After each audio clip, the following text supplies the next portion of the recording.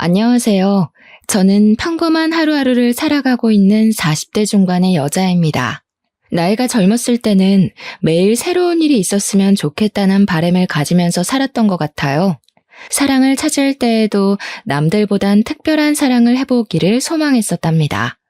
매일 똑같은 쳇바퀴 굴러가듯이 사는 게 싫다고 느꼈던 적이 있었는데요.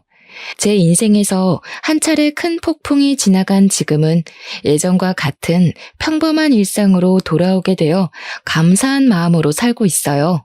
그 당시에는 너무 힘들었지만 이렇게 터놓고 이야기할 수 있게 되었다는 건 제 마음이 많이 여유로워져서인 것 같아요. 저의 이야기를 한번 들어봐 주시겠어요? 저는 40살이 될 때까지 자유롭게 살아왔어요. 어릴 때부터 꾸미는 데에 관심이 많아서 진로를 일찍 뷰티 쪽으로 생각하게 되었답니다. 그래서 대학 진학을 하지 않고 고등학교를 졸업하고 바로 뷰티 학원을 등록하게 되었죠. 그렇게 20대 초반에 네일숍을 시작해서 지금까지 해오고 있어요. 적성에 잘 맞아서 그런지 사업은 점점 번창했고 지금은 3개의 숍을 운영하고 있죠. 사람들 각자 자기에게 맞는 일을 해야 한다고 생각하기에 대학에 가지 않은 것을 후회하지는 않고 살아왔어요. 저는 어릴 때부터 제 생활비는 스스로 벌 수 있어서 자립도 일찍 하게 되었고 그 덕에 혼자 여행도 많이 다니고 하고 싶은 일은 해보고 살아올 수 있었거든요. 연애도 꾸준히 해왔지만 40대에 딱 들어서자 거짓말처럼 남자를 만날 기회가 없어지더라고요. 친구들은 이미 아이 키우고 있고 주변에 괜찮은 남자는 찾을 수 없으니까 조급한 마음이 들기 시작했어요. 결혼을 하고 싶다는 생각이 그리 많지는 않았는데 주변에서도 슬슬 걱정을 하기 시작해서 결혼 정보 업체에 가입을 하게 되었죠. 몇 번 주선해주는 분들을 만나봤지만 제 마음에 들지는 않더라고요. 이럴 바엔 살던 대로 혼자 편하게 살자는 생각이 점점 커져갔고 마지막이란 생각으로 소개팅을 나가게 되었죠.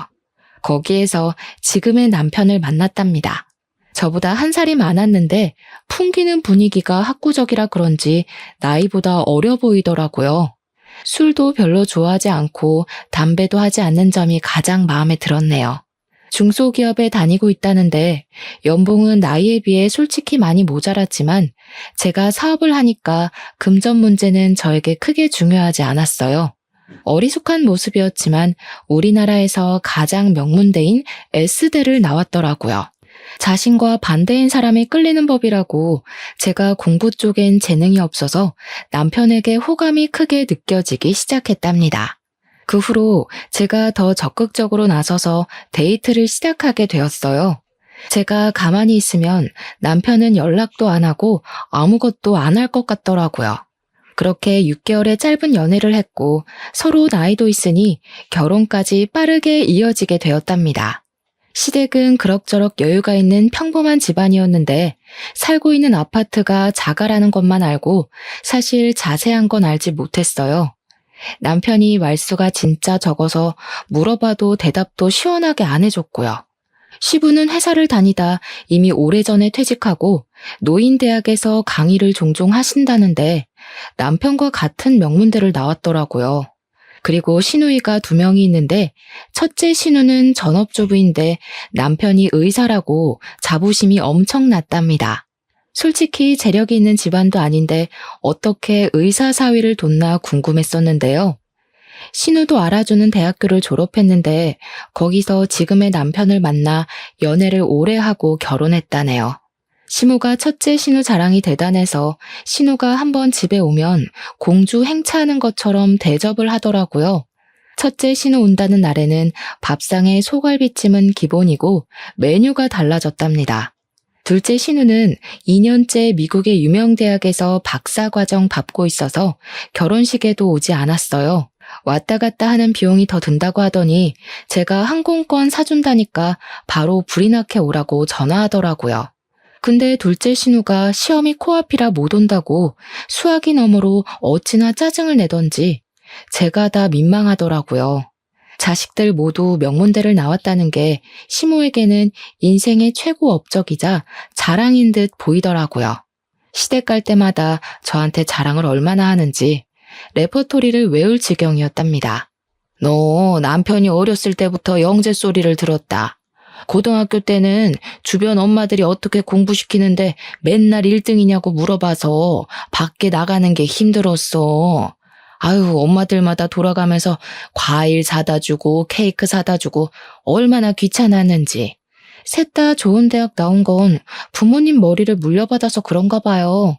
아버님도 좋은 대학 나오시고 어머님도 같은 대학 나오셨어요? 넌 뭘 그렇게 꼬치꼬치 하려고 그러니? 근데 너는 내가 이런 얘기해도 아무렇지도 않니? 애가 자존심도 없나? 요즘 세상에 고졸이 뭐니? 내가 남사스러워서 어디 말도 못한다. 너 학창시절에 뭐 날라리 그런 거였니? 우리 아들이 공부만 하다 보니까 참한 여자 보는 눈이 부족했지. 갑자기 시모가 제 학력을 갖고 저런 말을 하니 벙찌더라고요. 이런 말을 들은 게 결혼한 지 2주도 안 지났을 때였답니다. 그리고 그때부터 당연하다는 듯이 제 학력을 가지고 깎아내리기 시작하더라고요. 시모는 전화나 메시지를 자주 보내는 편이었어요. 저는 일하느라 정신이 없는데 전화 한 번 안 받으면 난리가 나서 점점 스트레스가 되더라고요. 시댁으로 오라는 소리는 어찌나 자주 하는지, 특히 첫째 신우가 집에 오는 날이면 저와 남편도 무조건 가야 했어요. 제가 일이 있거나 약속이 있어도 무조건 신우 스케줄에 맞춰야 하는 거였죠. 우리 남편이 실력이 좋아서 예약이 너무 밀리는 거야. 이럴 거면 그냥 개원해서 크게 하는 게 맞는 것 같지? 친구들도 자꾸 우리 남편 병원 예약 좀 해달라고 하고 피곤해 죽겠어. 다 네가 잘난 덕에 피곤한 건데 어쩌겠어. 우리 딸은 얼굴도 이뻐 공부도 잘해. 남편감도 대단한 의사로 데려오고 어디 빠지는 데가 없어. 세훈이 듣는데 민망하게 왜 그래? 어릴 때 공부해야 될 때는 공부를 해야 되고 결혼할 땐 결혼을 해야 되고 사람은 때를 잘 맞춰 사는 게 좋은 것 같아. 세훈이는 좀 타이밍이 안 맞았네요. 공부는 너무 빨리 놓고 결혼은 너무 늦게 했네. 그래서 우리 오빠를 만났나? 아가씨, 요즘 들어 볼 때마다 학력 얘기하는데 좀 불편하네요. 나 공부 못하지 않았어요. 하고 싶은 일이 있어서 빨리 시작한 거지 대학 못 간 게 아니에요. 말 좀 가려서 해요. 어머, 언니 대학 못 간 거 콤플렉스 있어요? 꼭 그런 사람들이 못 간 게 아니라 안 갔다고 하더라고. 신우는 얄밉게 웃으면서 자리를 뜨더라고요. 저는 은근히 무시하는 시댁 식구들의 태도에 점점 화가 쌓이기 시작했어요. 제가 이룬 커리어가 왜 시댁에만 오면 고졸이라고 후려쳐져야 하는지 이해를 못하겠더라고요. 저는 시부와 멍하게 텔레비전을 보고 있는 남편을 끌고 베란다로 가서 문을 닫았죠. 당신 어머니랑 아가씨 하는 얘기 다 들었지? 내가 그렇게 무시를 당하고 있으면 와서 한 소리 해야지. 어쩜 그렇게 가만히 있어? 왜 또 가만히 있는 사람 시비야? 너 고졸 맞잖아. 아니라고 하면 뭐 달라져? 솔직히 전문대도 아니고 고졸은 쪽팔린 거야. 그냥 가만히 있어. 남편이 거실로 가버리려길래 얼른 손목을 잡았는데 차갑게 뿌리치고 들어가 버리더라고요. 어이가 없어서 그 길로 바로 집에 가버리려고 가방을 들고 밖으로 나와버렸답니다. 남편은 저를 휙 보고는 무시하고 따라오지도 않더라고요. 저는 서러움에 눈물이 나려는 걸 꾹 참고 아파트 현관을 나왔죠. 그때 언제 밖에 나갔었는지 신우와 심해부가 팔짱을 끼고 걸어오더라고요. 저는 마주치기가 싫어서 어두운 쪽으로 몸을 숨겼답니다. 두 사람이 출입구 앞에 멈춰서더군요. 저는 숨은 모습을 들키면 더 우스워질 것 같아 꼼짝도 하지 않고 있었죠. 오빠랑 세훈이 와 있는데 진짜 꼴 보기 싫어. 고졸 주제에 가방은 비싼 거 들고 오고 그런다고 싸구려가 명품 되겠어? 형님, 거의 10년을 백수였던 거 다 알고 결혼한 거래? 고졸이라더니 진짜 결혼이 급했긴 급했네. 그 가방 갖고 싶으면 하나 사. 남편이 의사인데 그까짓 거 뭐라고. 사실 우리 오빠랑 결혼한 것만 봐도 어느 정도 급인지 나오잖아. 나이는 많고 갈 데는 없으니까 나이 많은 백수한테 시집이나 오고. 한심해 둘 다. 엄튼 형님 내외 어디 가서 말하긴 좀 불편하긴 하네. 백수랑 고졸 날라리라니. 앞으로 가족 행사 있을 때 친척들 앞에서도 쪽팔려서 어떡해? 그래도 골칫거리였던 오빠 데려가서 입혀주고 먹여주니 다행이지. 안 그럼 계속 우리한테 빌붙었을 거 아냐? 당장 둘 앞에 나가서 따지고 싶었지만 손이 부들부들 거리더라고요. 두 사람은 안으로 들어가 버리고 저는 튀어나올 것 같은 심장을 진정시키려고 애쓰며 차로 갔어요. 남편이 10년 동안 백수였다는 사실을 전혀 몰랐던 터라 큰 충격을 받았습니다. 어쩐지 모아둔 돈이 너무 없다고 생각했는데 결혼을 하려고 급하게 회사를 들어간 건 아닌지 의심이 들었어요. 제가 수입이 남편 월급이 너무 작긴 하지만 그래도 매달 안정적으로 나오는 게 어디냐는 생각으로 너무 안일하게 넘겼다는 생각이 들더라고요. 시모가 내 앞에서 티내지는 않았지만 그동안 남편이 집안에서 어떤 대우를 받고 살았는지 알 수 있을 것 같았어요. 그래서 저를 그렇게 쉽게 무시할 수 있었던 거였겠죠. 저는 남편에게도 속았다는 생각이 들고 시댁에도 너무 실망을 해서 당분간 어떤 이유로든 가지 않기로 마음먹었답니다. 그렇게 시모의 연락을 무시한 지도 오래 지났어요.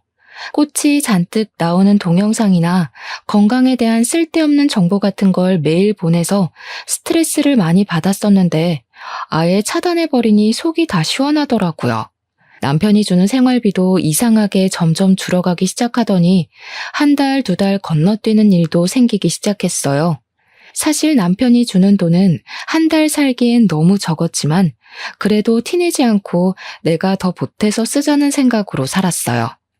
제가 거의 3배는 더 쓰면서 가정을 꾸려가고 있는데 남편에게 싫은 소리 한 번도 한 적 없답니다. 하지만 남편이 숨겼던 과거를 알게 되자 점점 정이 떨어져서 저도 싫은 소리를 하게 되더라고요. 월급은 매달 똑같은데 왜 생활비는 매달 다르게 주는 거야? 어디 다른 데 쓰고 다녀? 쓰긴 뭘 써. 야근하고 그러면 월급 더 나오는 거고 암튼 다 달라. 넌 회사 다녀본 적도 없으면서 뭘 한다고 그래? 너 돈 좀 번다고 유세 떠냐? 말 다 했어? 한 달에 생활비가 얼마나 드는지 알기나 해? 배달시켜 먹는 것만 해도 당신이 주는 생활비 다 써. 어떻게 돌아가는지 알려고 하지도 않잖아. 당신은 맨날 먹고 핸드폰하고 자는 게 최고니까. 네가 집구석에서 밥을 안 하는데 그럼 시켜 먹어야지 굶냐? 그럼 너 일하지 말고 들어앉아서 살림이나 해. 남편한테 따뜻한 밥 한 번 차려주지도 않는 게. 내가 아주 속아서 결혼했어. 진짜 사기 결혼 당한 게 누군데 이래? 내가 이런 말까진 안 하려고 했는데 당신 10년 동안 백수였다며? 난 회사 다닌 적은 없어도 내가 사업체 몇 개를 꾸리는 사람이야. 당신보단 내가 사회생활 훨씬 오래 했어. 왜 사람을 무시해? 너 그거 누구한테 들었어? 엄마야? 아씨야. 10년 아니야. 9년이었어. 그래, 너 잘났다. 대학 안 다니고 사회생활에서 얼마나 굴러먹었는지 모르겠지만 돈만 잘 벌면 다냐? 결혼 전엔 화도 잘 못 내고 심성이 고운 줄 알았지만 남편은 누구보다도 다혈질에 콤플렉스로 가득 찬 사람이었답니다. 자그마한 일에도 크게 화를 내고 과민하게 반응하는 게 예사였어요. 대화를 시작하면 거의 큰 소리를 치며 마무리가 되었기 때문에 우리는 서로 거리를 두며 대면대면하게 지내기 시작했죠.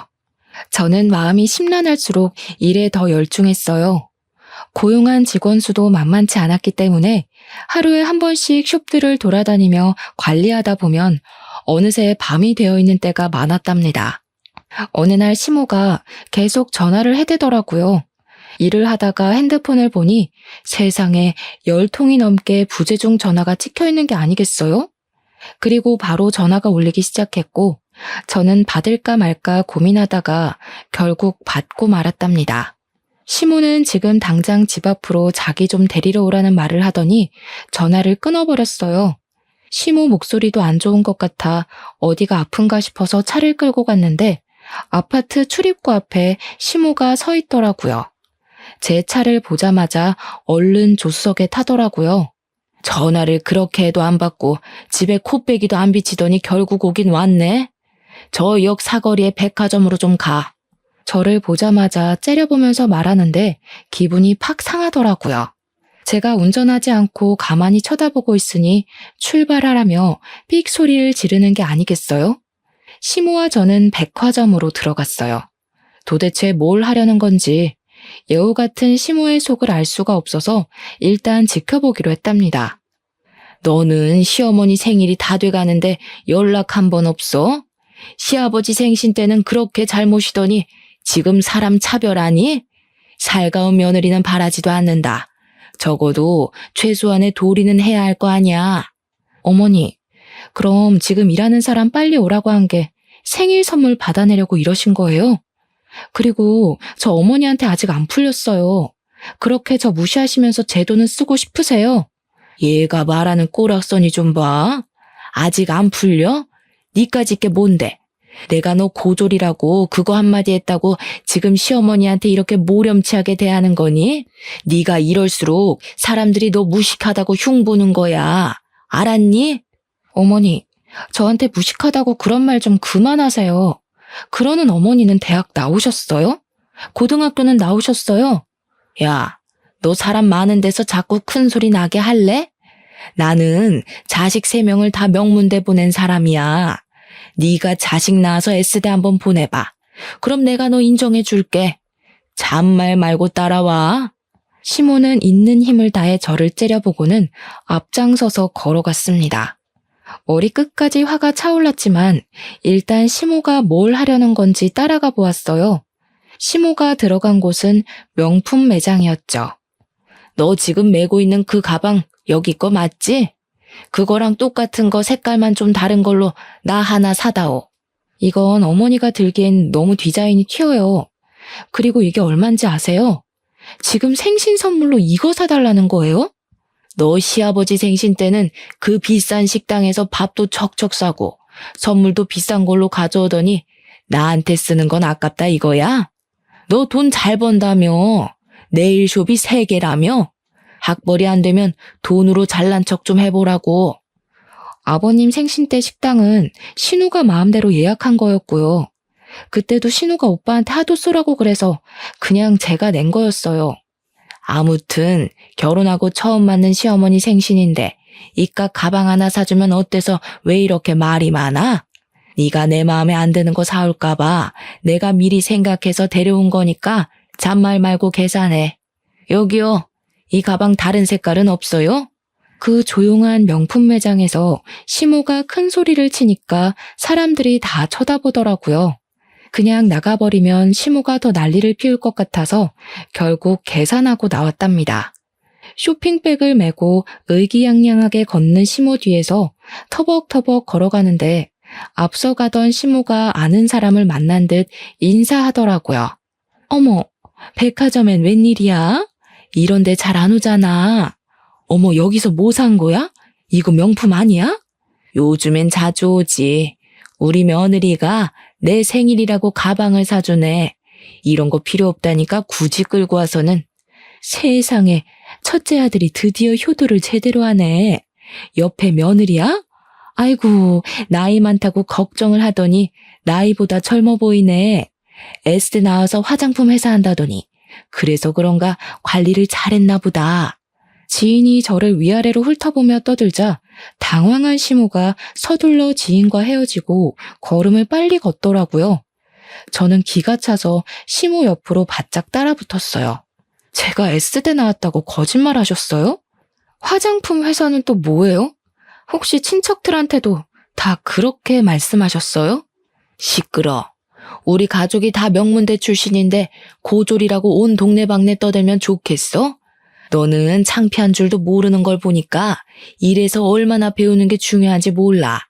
수준 떨어지게 쏴붙이지 말고 비켜. 시모는 오히려 저를 팍 밀치고 나가서 택시를 타고 가버리더라고요. 저도 살까 말까 고민하다가 어렵게 산 가방이었는데 이렇게 한순간에 시모한테 당했다는 기분이 드니 정말 짜증이 솟구쳤어요. 저를 며느리가 아니라 물주로 생각하고 있는 게 분명했으니까 말이죠. 그 일이 있고 며칠 후 시모의 생일이었지만 일이 많다는 핑계를 대고 가지 않았답니다. 남편은 화를 내면서 혼자 시댁에 갔더라고요. 웬일인지 시모도 저에게 오라는 전화를 하지 않았죠. 그렇게 한참 동안 시댁의 발길을 끊었고 조용한 일상이 이어지니 좀 살 것 같더라고요. 물론 오래 가지 못했지만 말이죠. 말로만 듣던 둘째 신우가 박사 과정을 마치고 귀국했다고 연락이 왔더라고요. 첫째 신우가 거하게 환영 파티를 한다면서 비싼 식당으로 예약을 했다고 꼭 오라고 했죠. 그래도 처음 보니까 얼굴은 비쳐야 할 것 같아 남편과 함께 식당으로 향했어요. 경제학 박사 과정을 밟았다는 신우는 생각했던 것과는 사뭇 다르더라고요. 나이가 30대 초반인데 머리도 노랗게 염색했고 짧은 치마를 입고 있어서 사실 좀 당황스러웠죠. 미국에 살아서 좀 자유분방한 모양이라고 넘겼어요. 계속 핸드폰만 들여다보고 있길래 문제라도 생겼나 했는데 SNS를 그렇게 보고 있더라고요. 아, 새언니 네일숍 한다면서요? 앞으로 네일 공짜로 하겠네. 너무 좋다. 숍이 어디에 있어요? 근데 예약제라서 미리 예약을 하셔야 돼요. 그리고 직원들이 하는 거라 돈은 다 내야 돼요, 아가씨. 듣던 대로 새언니 좀 팍팍하다. 나는 그런 성격 별로던데. 근데 언니, 영어 잘해요? 뜬금없는 대답에 제가 멀거니 있으니까 첫째와 둘째 신우가 저를 보며 비웃더라고요. 그러더니 자기들끼리 영어로 대화를 하기 시작하는 게 아니겠어요. 저를 힐끗힐끗 보면서 둘이 어깨를 쳐가며 웃고 영어로 계속 말을 하는 게 당연히 제 얘기를 하는 거잖아요. 신우가 둘이 되니까 이제 이렇게도 무시를 하는구나 싶어 기가 차서 헛웃음이 나오더라고요. 계속 같이 있다간 안 좋은 꼴을 볼 것 같아서 식사 도중에 그냥 저만 나와버렸답니다. 남편은 비싼 밥 얻어먹느라 가는 저는 신경도 안 쓰더라고요. 그렇게 둘째 신우와의 악연이 시작되었던 것 같네요. 얼마 지나지 않아 일이 터지고 말았죠. 출근하려고 준비를 하는데 둘째 신우 전화가 오는 거예요. 다짜고짜 급하다면서 숍 이름하고 주소를 물어보더니 끊어버리더라고요. 결국은 와서 내일을 하려나 보다 싶어 그냥 직원에게 당일에 온다고 해도 받아주라고 말해두려고 했죠. 그렇게 몇 시간 후에 직원이 다급한 목소리로 전화가 왔는데 무슨 이벤트 당첨자라면서 예약을 한다는 전화가 왔다는 거예요. 저는 들어본 적도 없는 얘기니까 거절하라고 하고 끊었답니다. 무슨 영문인지 알 수가 없어서 어디서 계약했던 내용이 있었나 확인해 보려는데 신우가 또 전화가 왔더라고요. 언니, 예약 거절했다는 게 진짜예요? 지금 당첨자가 나한테 메시지 보내고 난리 났다고요. 아가씨 알아듣게 좀 말해요. 무슨 당첨자요? 그럼 이벤트 했다는 게 아가씨가 벌인 일이에요? 일을 벌였다니. 언니, 말 너무 기분 나쁘게 하네요. 다 언니 잘 되라고 내가 이벤트 해준 건데 고맙다고 덥석 해줄 일이지 머리가 잘 안 돌아가나 봐요? 사실 내가 SNS 하는데 팔로워가 좀 돼요. 그래서 언니 숍 홍보 좀 해주려고 내일 무료 이벤트 열어서 5명 뽑았으니까 전화 받으면 친절하게 응대 좀 해요. 이게 도대체 무슨 경우예요? 나한테 먼저 말을 하고 하던가. 말을 해도 당연히 거절했을 일인데 다짜고짜 일을 벌이면 어떡해요? 아가씨가 우리 숍 와봤어요? 무슨 콧구멍만 안 된 줄 알아요? 우리 숍 유명해서 항상 예약 꽉 차요. 이번 달도 예약 끝나서 더는 받지도 못하니까 당장 이벤트인지 뭔지 취소해요. 저는 화가 머리끝까지 나서 거칠게 전화를 끊어버렸어요. 내 학력을 가지고 무시를 하는 건 참을 수 있지만 제가 읽어놓은 사업까지 우습게 알고 자기들이 숟가락 얹어도 된다고 생각하는 게 정말 괘씸하더라고요. 그새 전화를 했더니 불이 나게 시모에게 전화가 와서 저도 한껏 따질 요령으로 받았답니다. 받자마자 당장 집으로 오라며 안 오면 네 잘난 네일숍 가서 다 엎어버리겠다고 소리를 고래고래 지르더라고요. 시댁에 들어가니 둘째 신우가 훌쩍대며 울고 있고 시모는 씩씩거리며 다짜고짜 휴지 케이스를 저한테 던지는 거예요. 야, 니까짓 게 뭔데 우리 딸한테 큰 소리를 쳐?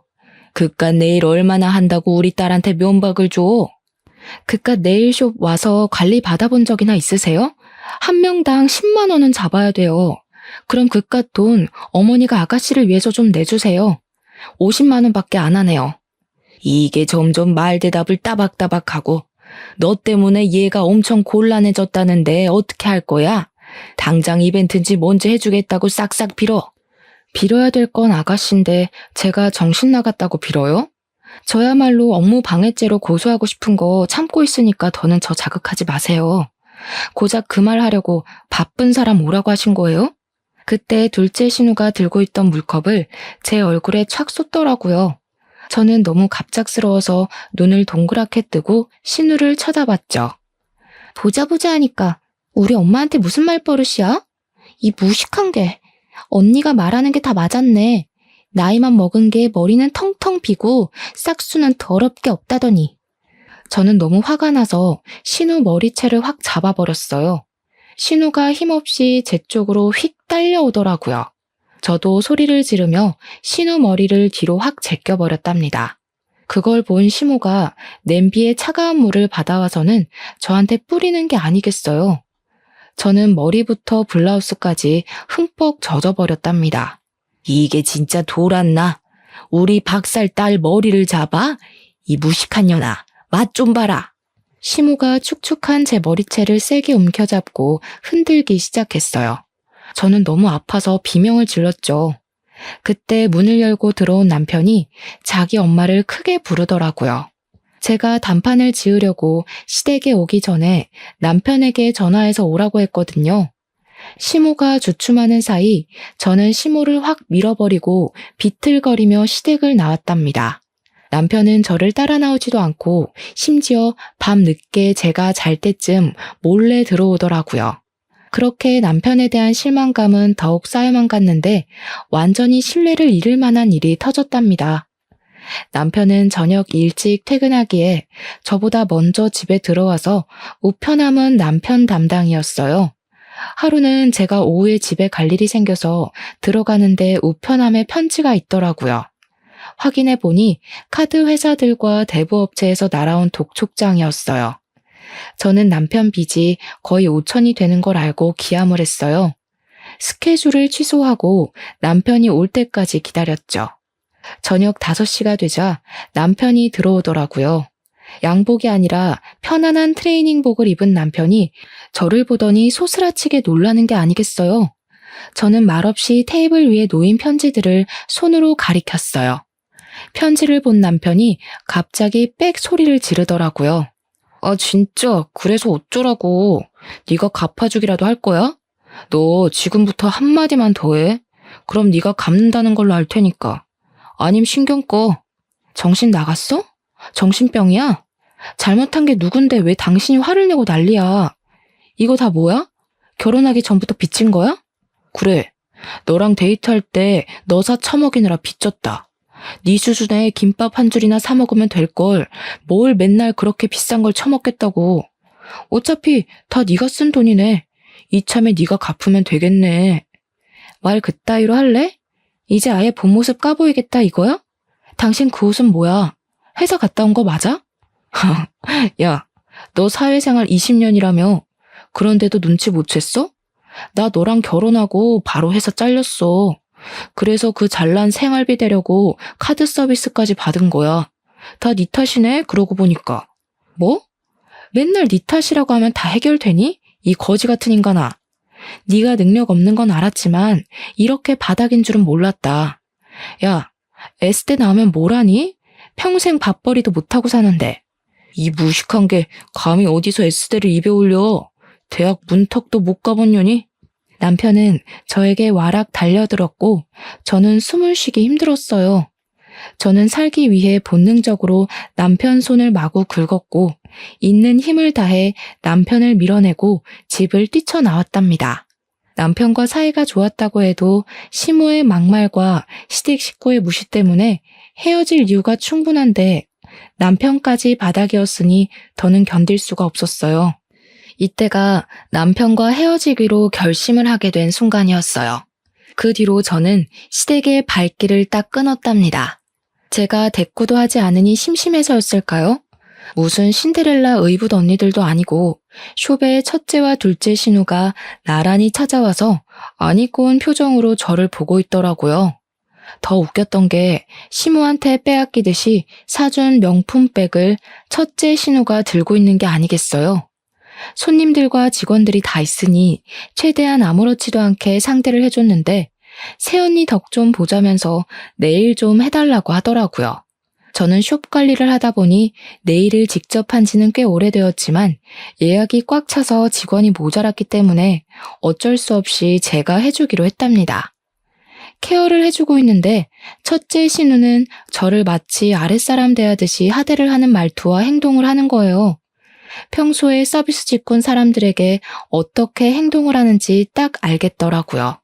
뒤집어 엎고 싶었지만 직원들 눈이 있어서 꾹 참았죠. 내가 평소에 하는 데보다 못하는 것 같은데?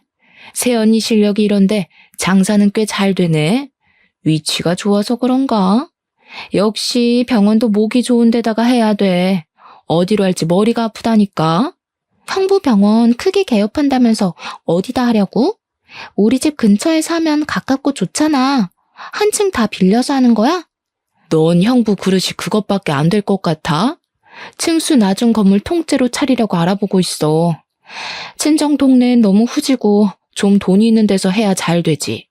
아, 지금 알아보는 데가 새언니 친정 쪽인 것 같은데? 그래요?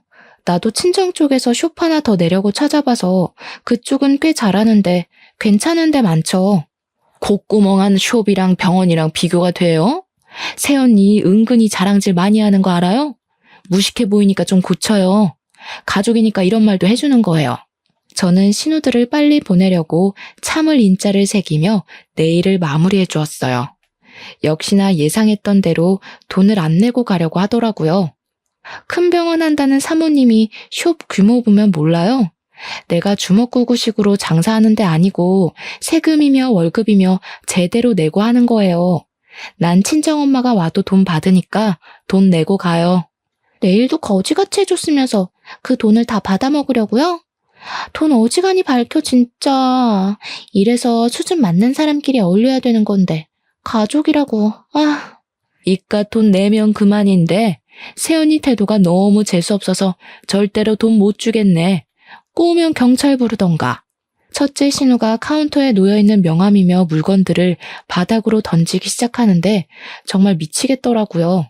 손님들이 놀라서 웅성대니까 매니저가 저에게 급히 달려왔답니다. 저는 결국 돈 받는 걸 포기하고 신우들을 출입문 쪽으로 끌고 나갔어요. 야, 이 거지 같은 것들아. 그게 너네 수준인 거 잘 알겠으니까 가라 가. 다신 여기 얼씬도 하지 마. 제가 일하는 곳에서까지 봉변을 당하니까 직원들 볼 낯도 없고 수치심이 들더라고요. 어떻게든 시댁과 연을 끊어버려야겠다고 다짐을 했죠. 그러던 어느 날 남편이 첫째 신우병원이 개업한다면서 시모가 개업식에 오라고 연락을 했다더라고요. 제가 당연히 같이 가겠다고 했더니 남편이 놀라는 눈치였어요. 그러거나 말거나 저는 멋들어지게 차려입고 개업식에 찾아갔답니다. 병원 앞에 가니 첫째 신우가 명품으로 도배를 하고 상귀된 표정으로 손님들에게 인사하고 있더라고요. 옆에는 시모와 둘째 신우도 마치 자기 병원인 양 콧대가 하늘을 하고 있었죠.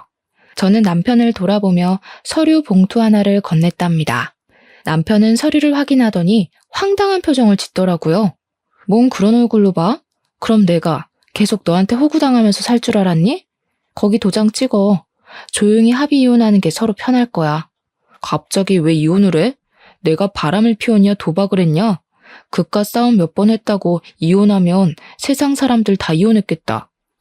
학교라고 치면 난 일방적으로 너네 가족한테 학교 폭력 그 이상을 당했어. 네가 나한테 한 거는 사기 결혼이고 그래도 이혼 안 하고 내 돈으로 식충이처럼 살고 싶으면 앞으로 무슨 일이 일어나나 잘 봐. 도장 찍게 될 테니까. 저는 차갑게 말하고 시모와 신우 쪽으로 걸어갔어요. 제 모습을 발견하고는 눈이 찢어져라 째려보고 있더라고요. 저는 첫째 신우와 남편에게 가서 영어로 말을 걸었어요. 제 유창한 영어 발음에 두 신우 입이 떡 벌어지더라고요.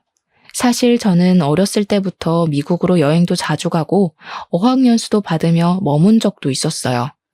여러 나라로 여행도 많이 다니면서 영어가 필수라는 걸 잘 알았기 때문에 꾸준히 공부했거든요. 거기다 네일숍 지점을 해외에도 내려고 준비하고 있었기에 현지 매니저와 영어로 통화하는 건 기본이었죠. 놀라서 저를 보고 있던 심해부가 갑자기 어떤 남자를 향해 황급히 달려가더라고요. 남자가 제 쪽으로 성큼성큼 걸어오자 심해부도 뒤를 졸졸 쫓아왔죠. 시모가 얼굴을 확인하더니 화들짝 놀라며 인사를 했어요. 바로 제 친정 아버지였거든요. 입이 떡 벌어진 심해부와 첫째 신우가 동시에 저를 바라보더라고요. 친정아버지가 개원한 병원의 건물주였기 때문이죠. 처음에 결혼할 때 친정아버지가 작게 사업하시다가 은퇴하셨다는 이야기만 했고 건물을 갖고 있다는 사실은 당연히 꺼내지 않았어요. 그 사실을 알게 되면 시댁이 무슨 요구를 할까 알 수 없어서 숨겼는데 정말 천만다행이었죠. 우리 아이가 이혼을 한다고 하는데 그렇게 되면 서로 부딪히는 게 껄끄럽지 않겠소? 그래서 계약을 없던 일로 하자고 말하려고 왔소. 아니, 사돈, 이혼이라니 그게 무슨 말인가요? 그런 얘긴 들어보지도 못했는데. 근데 진짜 여기 건물주예요? 아니, 인테리어까지 다 끝낸 상태인데 건물주 마음대로 계약을 파기라뇨. 말도 안 되는 얘기입니다. 법적으로 대응하겠습니다. 그동안 있었던 일 우리한테 다 들었습니다. 남의 귀한 딸 데려다가 호구처럼 부려먹고 무시를 하다니 제정신입니까? 싹 다 고소해버리려는 거 참고 있으니까 조용하게 처리합시다. 그리고 법대로 할 거면 계약서나 다시 읽고 오시던가. 낡은 빌딩 싹 뜯어고치느라 몇 억이 들었는데 지금 무슨 개소리야. 당신이 건물주면 다야?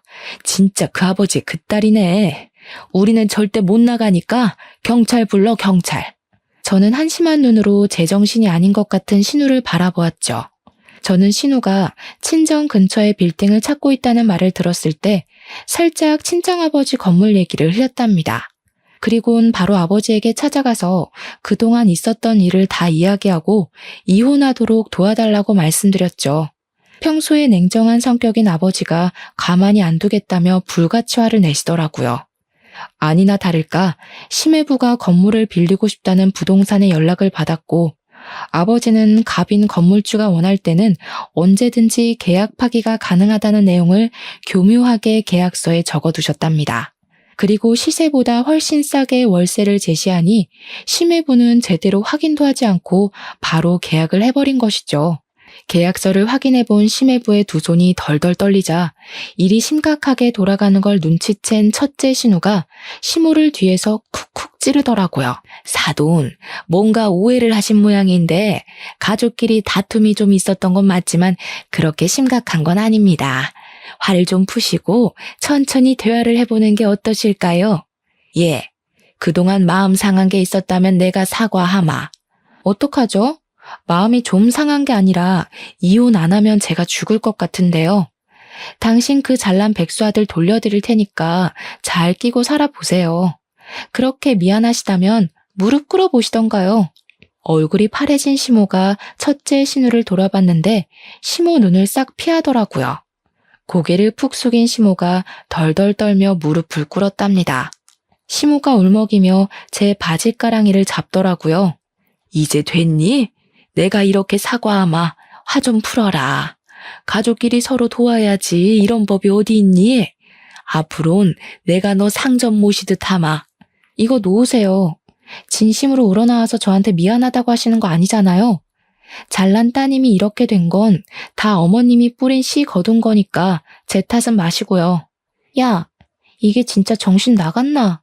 네가 뭔데 우리 집을 풍비박 쌌네. 너 오늘 내가 가만 안 둬? 저는 둘째 신우 손에 들려있던 테이크아웃 컵을 뺏어서 시모와 둘째 신우 얼굴에 순식간에 뿌려버렸어요. 끈적한 포도주스가 두 사람 얼굴에 범벅이 되었죠. 지켜보던 남편 사색이 되어 풀썩 주저앉더라고요. 어머니는 모르시겠지만 제가 꽤 성공한 사업가거든요. 그래서 계산이 정확해서 빚지고는 못 살아요. 저번에 받은 거 돌려드린 거예요. 이해하시죠? 그러고는 조용히 핸드폰을 열어 녹음한 내용을 재생했고 영어 대화가 흘러나왔어요. 영어를 알아들은 둘째 신우가 제 핸드폰을 뺏으려고 달려들더라고요. 저는 재빨리 옆으로 피했고 신우는 땅바닥으로 고꾸라졌답니다. 어머니도 영어 못 알아들으시니까 무슨 내용인지 모르시겠죠? 제가 둘째 아가씨 다니던 학교랑 주고받은 메일도 있으니까 편지로 보내드릴게요. 못 믿으시겠다면 공증까지 해서 보내드릴게요. 하고 다니는 꼬락서니가 영 수상해서 그 박사과정 했다던 미국 학교로 전화를 해봤거든요, 제가. 근데 아가씨 이름이 없다네요. 저는 혼이 나가버린 시댁 식구들을 남겨두고 돌아섰답니다. 남편은 어떻게든 이혼은 안 하려고 했지만 저는 소송 이혼으로 완벽하게 이혼할 수 있었죠. 남편이 한 푼도 없었기에 정신적인 피해 보상이나 위자료는 받을 수 없었지만 저를 갉아먹는 시댁과 깔끔히 정리가 된 것만으로도 다행이라는 생각이 들었어요. 소송 과정에서 알게 되었는데 병원을 무리하게 개원하느라 막대한 빚을 졌던 첫째 신우는 살던 아파트까지 처분해야만 했고 첫째 신우한테 돈을 빌려줬던 시댁도 빚더미에 올라앉았다고 하더라고요. 전 남편은 여전히 백수로 지내며 늙은 시부모에게 빈대부터 살고 있고요. 둘째 신우는 미국에서 대학 합격했다고 거짓말하고 유학비 받아 흥청망청 유흥을 즐기며 살았던 게 들통나서 집에서 쫓겨나서 지금도 행방을 모른다고 하네요. 저는 여전히 숍을 운영하면서 바쁘게 살고 있고 가끔 혼자 여행을 다니며 재충전하는 것을 낙으로 여기고 있답니다. 결혼을 하고 그 사람의 가족을 받아들이는 건 정말 중요한 일이고 인생이 바뀔 수도 있는 사건인데요. 저는 남들이 정해놓은 기준에 맞춰 살아가려고 너무 성급한 선택을 했던 것 같아요. 폭풍 같던 시간을 지나온 자신을 더 소중히 여기고 이제는 저만의 박자에 맞추어 여유 있게 살아가 보려 한답니다. 여러분도 제 사연을 듣고 현재의 일상에 더욱 감사하는 마음을 가져보셨으면 좋겠어요. 들어주셔서 감사합니다.